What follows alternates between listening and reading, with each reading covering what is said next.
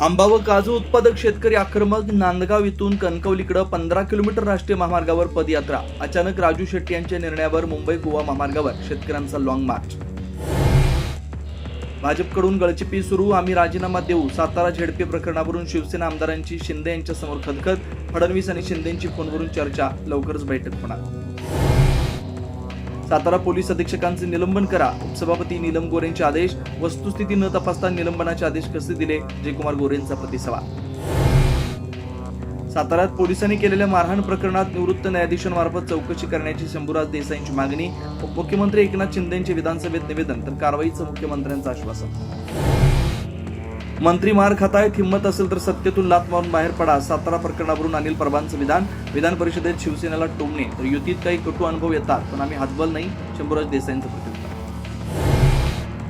अशोक खरातची तिसऱ्या दिवशी एसआयटी कडून चौकशी सुरू. तर खरात सोबत ज्यांचे फोटो त्यांचे राजीनामे घ्या. नाना पटोले यांची विधानसभेत मागणी. कठोर कारवाईचं मुख्यमंत्र्यांचं आश्वासन. अशोक खरात प्रकरणाचा मुख्यमंत्र्यांना सुगावा का लागला नाही? राज ठाकरेंचा फडणवीसांना सवाल. प्रकरण उघडकीस आल्याच्या श्रेयासोबत हा दोषही घ्या. ठाकरेंची टीका.